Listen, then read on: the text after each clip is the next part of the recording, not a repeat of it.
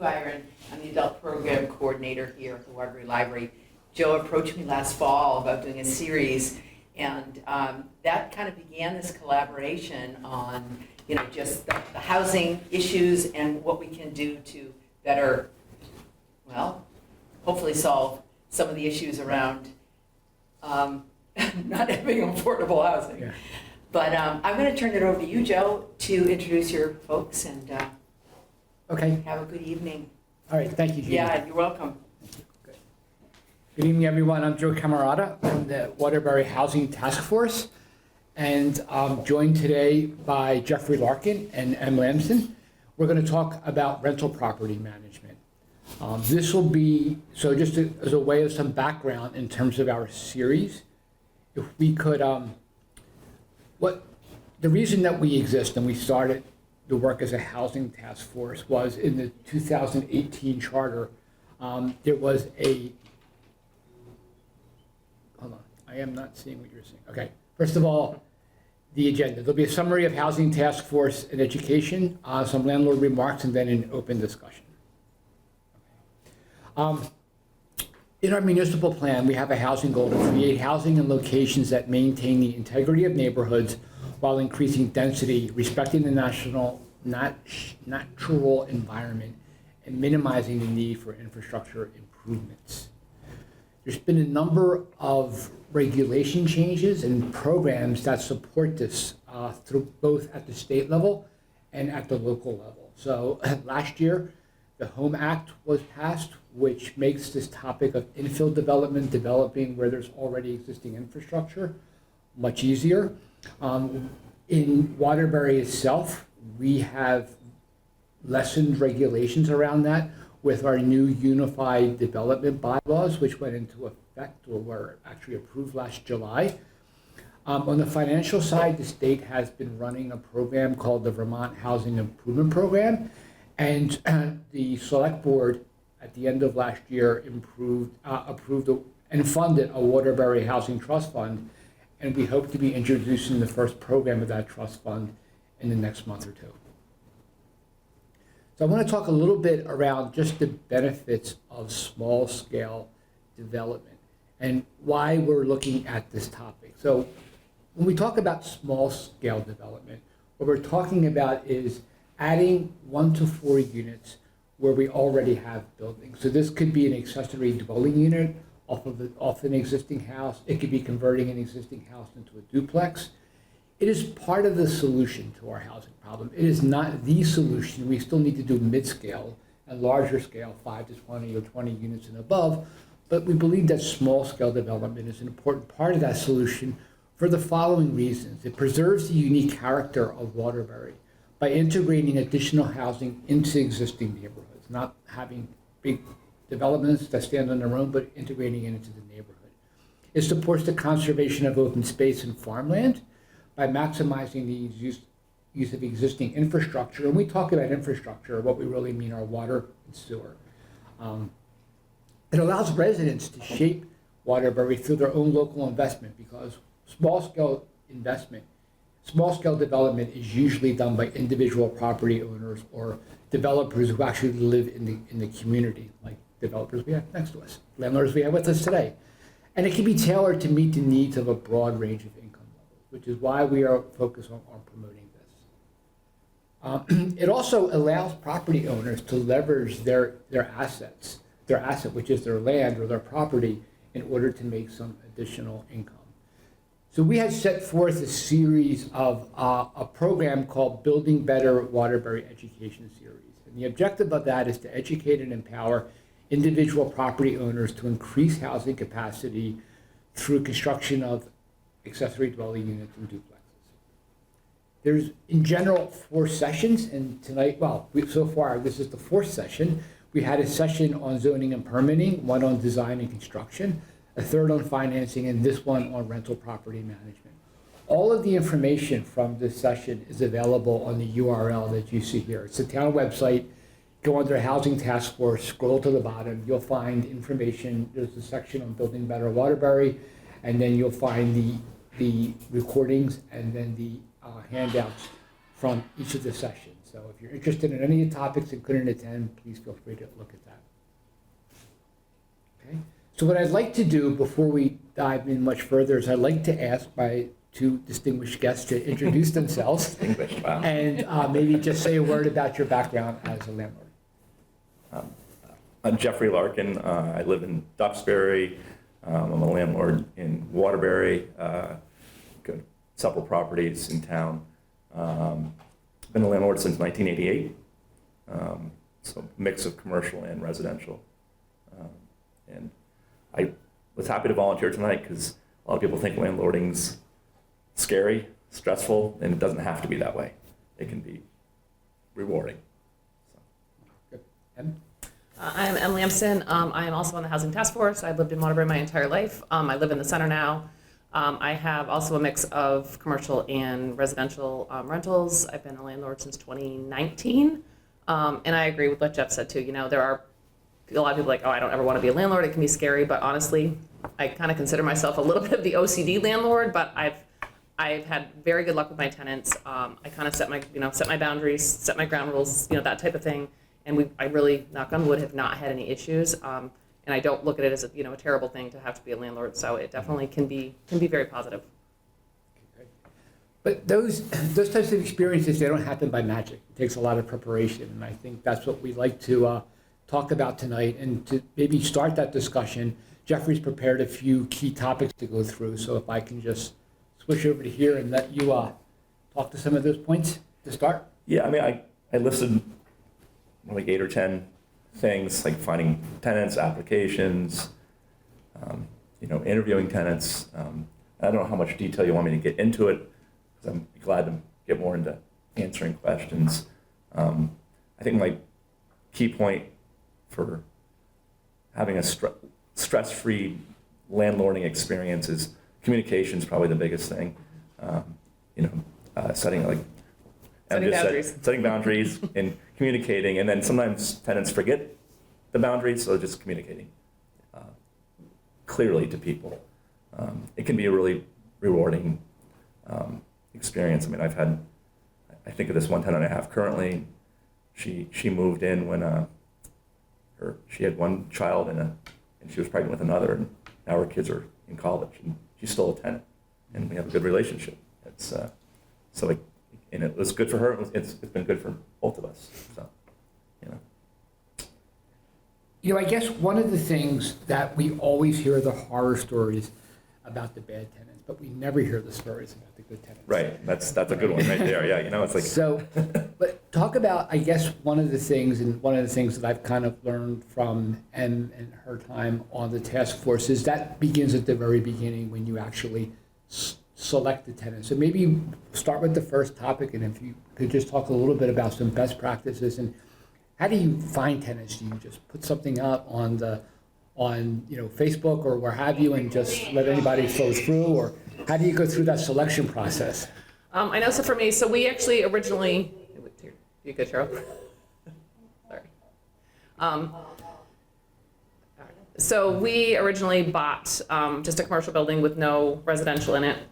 Then we bought a house with 2 existing apartments and a chiropractic office in it. So that was our first, actually just before that we bought the duplex that we live in now. So we have a duplex, we live in one side, we actually Airbnb short-term rental the other side of it currently. We then bought the property that's 2 housing apartments and a chiropractor's office. The chiropractor actually is one of the tenants as well as having his office there, and he actually has been in the building for about 30 years. Great tenant, never had an issue. No issues with late payments or anything like that. Very good open communication, just a great guy. And in the other apartment in that building, we've been through 2 different tenants, just a matter of, them changing locations, jobs, that kind of thing, moved out. We then built a triplex 3 years ago. And when I started advertising for that, I just put something on a front porch forum, obviously 3 new units, and I had about 15 replies within 24 hours. I kind of went through the selection process. For one, obviously, I do a no pet policy. Obviously, I understand you can have service dogs, that kind of thing. That there's exemptions to that kind of stuff. But I do a no pet policy. For some people, that's a make or a break. I have pets myself. As a landlord, it's hard when you don't know how other people take care of their pets and how they're going to respect your property. So that is something, regardless of whatever side you decide on that, it is definitely something to take into consideration no matter which way you go on that, but it is something to take into consideration. So obviously weeding some out, that type of thing. Credit ratings, that number of people. So there's, you kind of can set your own guidelines to start out with. Like, I only want 2 people in here, or I want, if it's a 1-bedroom, I only want no more than a couple, or I just want it for a single person. Some of that will depend on your parking, and that type of thing in the environment that you're in. But fortunately for me, like I said, at Front Porch Forum, within 24 hours, I had all those responses, and I never advertised it again. And I still now, literally, probably 2 or 3 times a month, have people that reach out to me and say, do you have any apartments? Do you have any apartments? Do you have any apartments?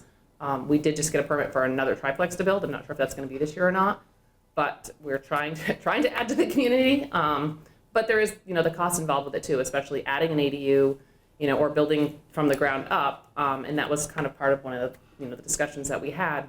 It is not cheap to build. And I know the goal of all of this is affordable housing, but it's also, right, I'll be honest, right now it is hard to fall within the state's guidelines of affordable housing when you're building smaller, like 3 units, 4 units versus probably a bigger building where I'm sure the cost and, bigger contractors are, getting better discounts and that kind of stuff overall. But that definitely is a huge consideration to even take this first step into this, of if you're going to, add on an ADU or build something new. So there's a lot of considerations on that you really have to think about when you start. Yeah, I mean, I would, again, the screening of your tenants at the very beginning eliminates the vast majority of problems with tenants. People always have these like nightmare scenarios of issues with tenants, but it's really the landlord's job to screen and get the right person that's going to fit the residents. That's where people make mistakes. They let people in who they haven't really screened thoroughly. So I'd say that's the biggest, from my perspective, that's the biggest key for having a easier time being a landlord.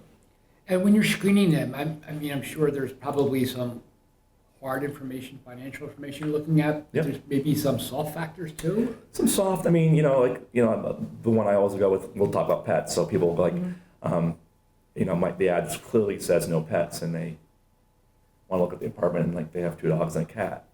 It's like they didn't read the ad that said no pets. And there's people that want, that's the soft part. We're like, well, it's no But pets. it doesn't shed. It doesn't do this. Right, exactly.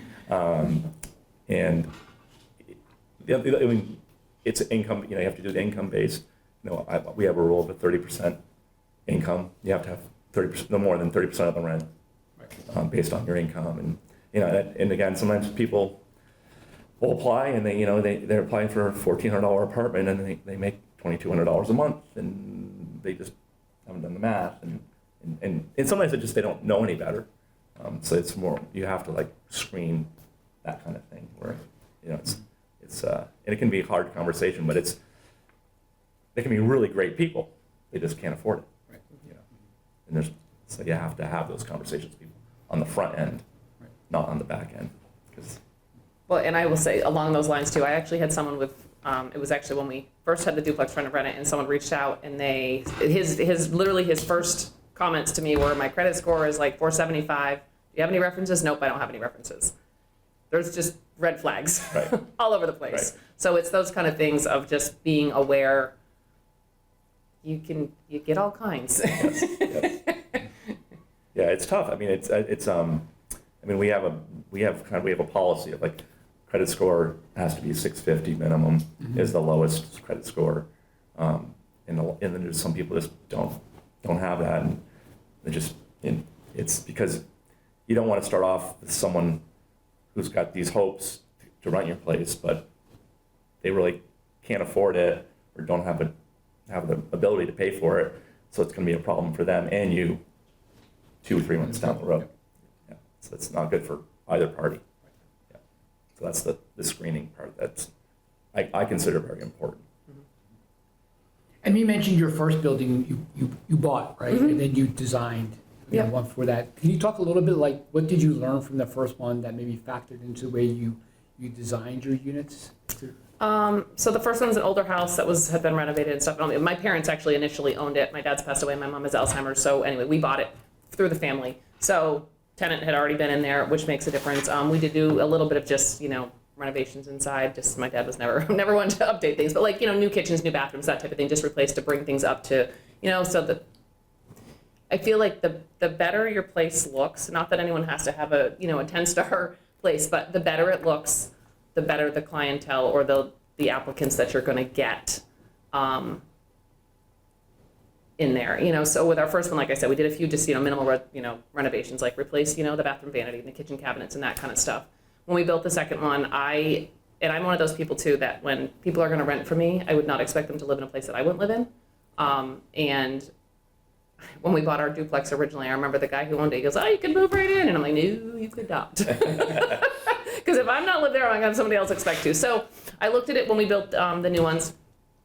We did they're 1,200 square feet apiece, 2 bedrooms, 1.5 baths, full basement. And I looked at it as, you know, and they're spacious. The bedrooms are spacious, that kind of thing. And having storage in the basement is huge. And I mean, we did granite countertops and that kind of stuff. People don't have to go to that extent, but we tried to keep them, you know, designed with the times, that kind of thing, and to attract better clientele because our rents are higher. I mean, when you build, especially building that brand new from the ground up, you know, it's pricey. And so I look at it, you know, as far as, okay, 2 rents a month, for us, 2 rents a month pay our mortgage. So that third rent a month is money that's for taxes, insurance, and honestly, you hope something doesn't happen. Brand new building, but you don't know. So you've got to make sure, especially if you're doing more than one unit, you know, that you can still make some money, but to be able to have that money in case you need to put it back in.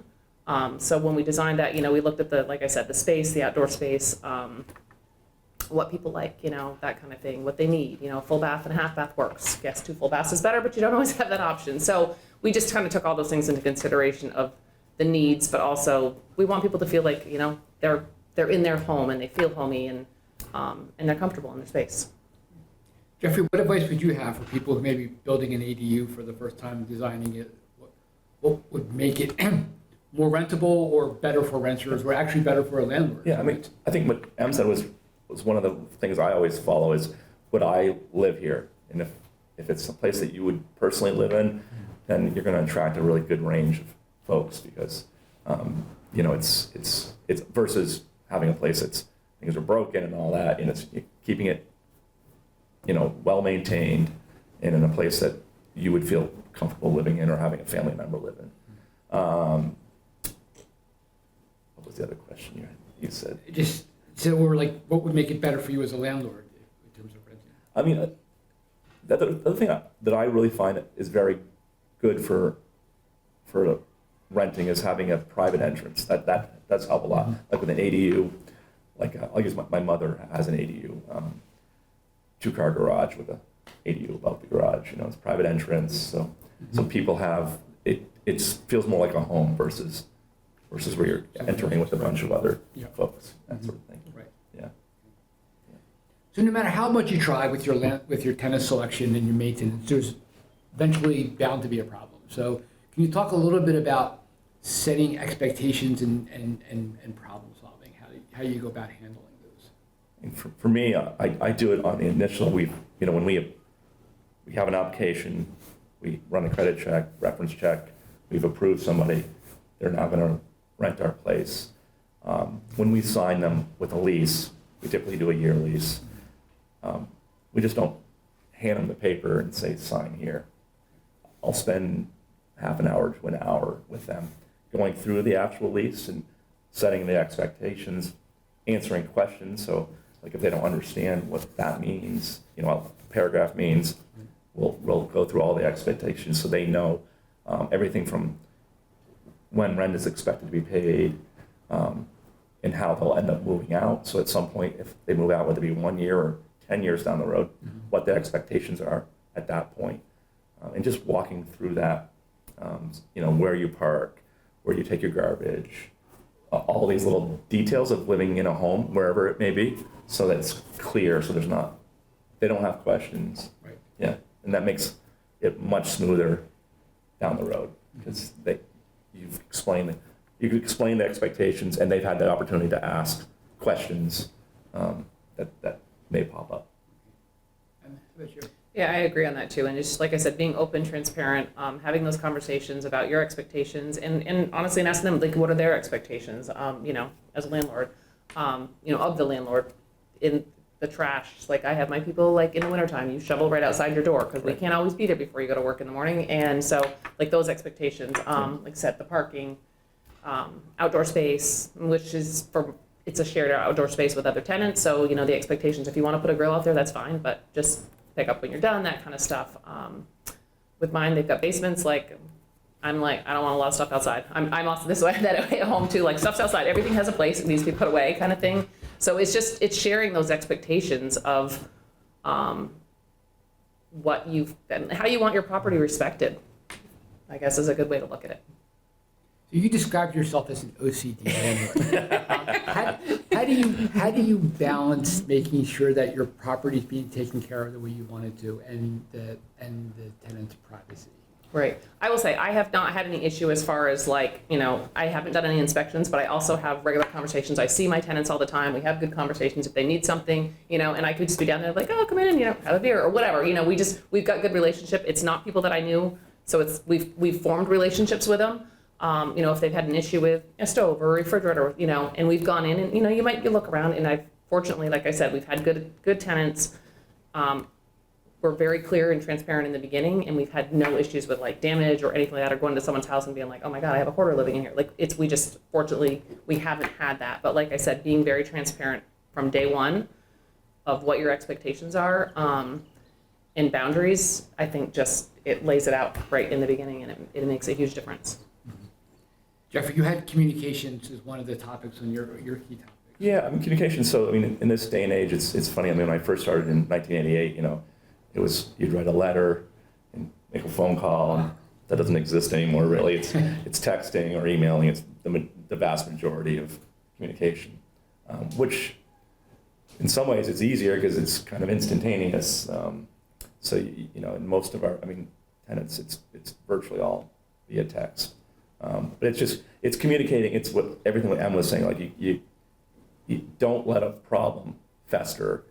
Communicate. If there's a problem, communicate it early on, lay out the expectations and get it resolved, versus just not saying anything and then it becomes a bigger issue and so on. I'll use, for instance, I tell every tenant when they sign a lease, so the expectation is the rent is paid on or before the first of the month. And if it doesn't get paid, then we explain what happens. Right. And we have a system where there's a little bit of a penalty if you're paying late, and we say we don't ever want to collect that penalty. It's just there as an incentive to pay on time. And every once in a while you get someone that wants to test you. And if you don't, the first time they test you, don't like clearly say, no, you weren't on time. On time was on the first. Yeah. Then, they paid on the 5th, and then, well, if the landlord didn't say anything, I guess the 10th is okay. Right. But the 15th or so on and so on, and it becomes an issue. So you have to clearly remind people what the agreement and the expectation was. Anybody in the audience have any questions? I have a question. Jeffrey, earlier you mentioned that you check if they have like 30% of their income. How do you do that, actually? Well, we have an application everyone fills out. I have to repeat for the people in the audience. Oh, yeah, so the question absolutely. was, Jeffrey commented that make sure that the annual rent's not more than 30% of their annual income. And the question was, how do you check? So we have an application we require everyone to fill out. It's also what allows us to do a credit check, because they have to sign at the bottom of the application that allows us to check their credit. And then they fill out, we work at, darn tough socks, and we make, whatever the amount they make. And we do it as a household. So it might be a husband and wife, 2 different incomes. And then we're looking for 30%. It's shocking how many people will apply for a $1,500 apartment that are making $2,500 a month. And it really is amazing that some people just don't have the financial wherewithal to realize that they can't afford that, and they don't even know it at that point. They're applying for an apartment that they don't realize they actually can't afford. Right, so you technically go on their words on whether they're down. Yeah, we'll call the jobs and see if they're employed at the company and so on. We won't get we're going on their word, yes. We won't get their salary figure, but we'll check to see if they're actually employed, yeah, yeah. And I will say, to roll it back, when you run a credit check, I can't stress enough, credit checks are really, really important, because it's very, very, very rare that when someone has a good credit score, that they're a problem tenant. It's really rare, unless something dramatic happens in their life, an illness or divorce or that kind of thing. So credit kind of follows. You don't get good credit if you have bad behavior, and it sort of all flows together. So. Good way to put it. Yeah. Yeah, unless. Yeah, I've had some very rare instances. I mean, I've been doing it for a long time. You know, I had perfect people moving in with great credit, and, you know, something dramatic changed in their life, you know. Again, a real bad illness or a divorce, that kind of thing. Yeah. Other questions?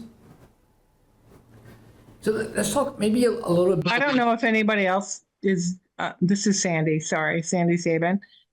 What you're saying, you cannot hear what I mean, I can hear Joe, but otherwise either the microphone's not working well or what, but it's very garbled.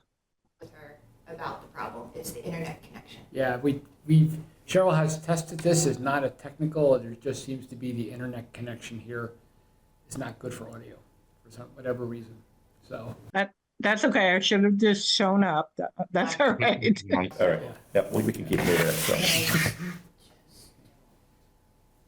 So maybe just talk a little bit about how you got started legally. Did you just download a lease off of a website, or did you go to a lawyer to get the paperwork in place, or can you maybe talk a little bit about how you got started with your documentation? So for me personally, I actually use Rocket Lawyer to do all of my leases and stuff on, but when I did my first one, I actually took an existing lease that was in place for a tenant prior to us owning it that I had, because the lease carried over, and I went through that, and I went through my Rocket Lawyer lease, and they matched up as far as what was in there, as far as to make sure all my bases were covered. So that is what I've continued to use for all my leases. And I've had no issues with it, and saved myself a ton of money doing that versus having, you know, a lawyer draft up leases every time we change tenants or add new tenants. That's how I do mine. Same thing.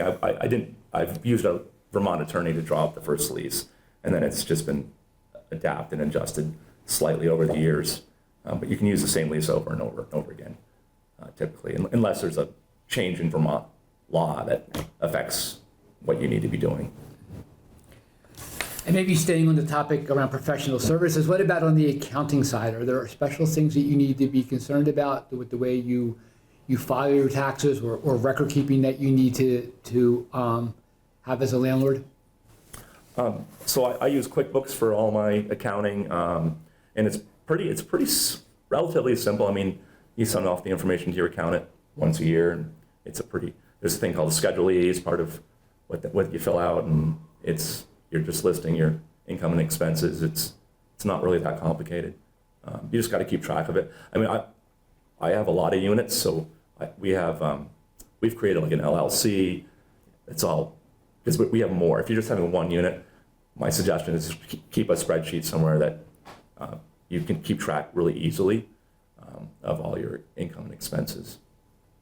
And same for us. So we also have an LLC. So it's, QuickBooks, Excel sheets, whatever. Just keeping track of all your expenses, and that tax season comes, and being able to just send that information out by keeping receipts and that kind of stuff is huge. And what about on the insurance side? Is there a special type of insurance do you need to have? If you were just starting out with an ADU, could you use your homeowner's insurance? And then the second question is do you require that your tenants have insurance? So it would definitely, so I don't know the answer about the ADU, because all of our properties are completely Separate. tenant. Yeah, So we have specific landlord property and liability insurance. I'm sure you would need to contact your insurance agent if you were doing an ADU, because there's a liability aspect that's important. That was the second question. Do you require your tenants to? Oh, yes, we highly suggest it. I always say, because I've been through many floods, I always say, our insurance covers the building, but it doesn't cover your stuff. And it's very inexpensive for a tenant to get their own, insurance. And same for us too. Obviously, we have the LLC, separate buildings. I will say, and I know we're not focusing on short-term rentals, but since I have a short-term rental attached to, I live in the duplex, and I will say, I had to end up having to change insurance companies on that because the insurance for that is different than just having a standard tenant in there. So that was different, but it's definitely, if you're building an ADU, it's definitely, you would want to talk to your insurance company to let them know what you're doing, because it definitely could certainly change your policies. And on the tenant side, I do also highly recommend that people get renter's insurance. As a firefighter, I've seen people in house fires and they lose all of their stuff and the tenants have no insurance, and renter's insurance is so affordable. It's crazy for people not to have it. Because like I said, it's landlord's insurance does not cover people's belongings. Highly recommend it. Is there any other questions in the room or online? So Sandy Saban put in a comment about lease agreements. She did hers week to week with a discount for paying the month in advance. That way you cannot charge a late charge, but offer a discount if they pay by the first. They get a substantial discount, but also if they do not pay in time, 2 late payments by law is 2 weeks versus 2 months late. Okay. Yeah, I mean, I can, so late fees, so there's, I can't remember the name of the document, but the state of Vermont has, helps with the document that tells you about all the different things you can do. And it's very clear, late fees in Vermont, you can't just charge a flat late fee. You can charge what it costs you. So that's sort of a little bit vague. It's what it costs you. And there's, so that's, honestly, you don't want to even, I tell everyone that moves in, I don't ever want to charge you a late fee.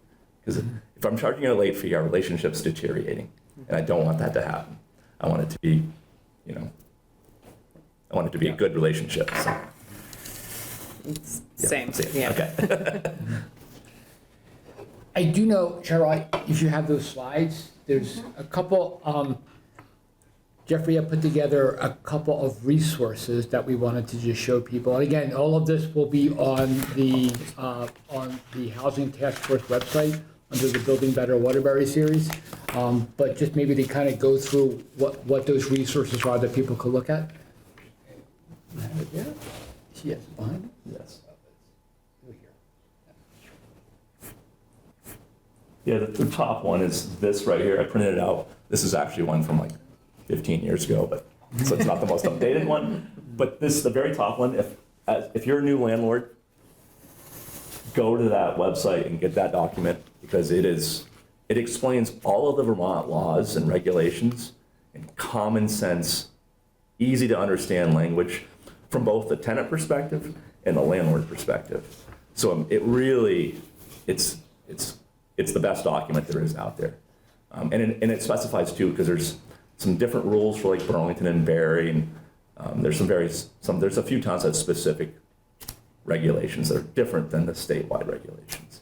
So that this one thing will save you discomfort down the road. Because it just, you have a question like, oh, how do I return their deposit? What's the time frame amount? You just go to the page and it says you have 14 days from the time they move out to return the deposit. And if you're taking any of the deposit, you must give them a written explanation detailing why and how much you're taking and for what reason. So, and that's just, it spells it right out for you, so it keeps things simple. And that's a landlord-tenant education. Yes, exactly, that's that, yeah. The second one's more of a landlord association that's more geared towards the landlords. But that one, what's nice is that the first one spells out for the tenants and the landlord. So you can see both kind of sides of everything and what their responsibilities are. And a lot of times you'll see landlords, I mean, not landlords, tenants will come up and tell you what the law says. They haven't read the book because they don't know the law, because they're wrong sometimes. They think they have certain rights that they don't necessarily have. Like the common one is you can never evict somebody in the middle of the winter. Not true. That's a myth. You can evict people for non-payment of rent year-round. So, yeah. I have a question. Yes. I feel like the most technical part for me is, of course, taxes and ensuring that we are up to date there. But can you elaborate further on advantages of LLC versus not? I hear a ton of people saying that you have a property, go for LLC, that's the way to go. But I'm hearing different feedback from you. So can you elaborate further on that? So for people online, the question was, what are the advantages of going with an LLC as opposed to just handling it through your own personal taxes? So. I mean, really an LLC, I mean, we have LLCs that are single member, it's what they call the simplest LLC, and it doesn't really have any financial change, it just everything flows to your personal tax return. It's more of a liability thing. It's just if something happens, there's a fire, an accident, it's a layer of protection. That's really the only difference. Same, yeah. Yeah. And it's really not that hard to set up an LLC. Very simple. It's very simple. It's Yeah. an online form. You probably have to pay some kind of an application fee. And I think, I don't know in Vermont, but you have to actually re-register it every year. Is that Yep, correct? and it's like, $45. yeah, I was say 35, 45. It used to be 35, Yeah. went up to 45 this year. So it's not a very hard thing to do. You don't even need Yeah. you don't need an attorney or anything like that. You can just go onto the Vermont State website and fill it out. Yeah. Secretary of State. Yeah. So for liability purposes and multiple properties, this would kind of make sense. Yes, I mean, so in our case, we have 4 LLCs because we've kind of separated different properties into kind of groups of an LLC just from a asset protection. That's really all it is. I mean, if I had just an ADU, I don't think I'd bother with an LLC. I just would do it personally because it has no financial impact, you know. And there's no tax returns for an LLC if you're a single member. So it's the same, your own personal return. And did you have any other resources that you find are useful you wanted to highlight? No, I mean, I will say I agree with Jeff on those, and that's a great reason, because you've got the tenant, you've got the landlord side, and from either perspective, and, you know, and as a landlord, sometimes to go in and read it, you know, from the tenant perspective too, just for their clarification, it's good to see both sides of it. So definitely, those are great resources for sure, absolutely. Any other questions, Cheryl, questions online? Then I'd like to thank Jeffrey and Em for their time tonight. Really appreciate you coming out. Again, this will all be on our website. So, and the other piece is we have an email address. It's info@waterburyvt.com. So if you have any questions, feel free to just email us directly. But thank you very much for your attention.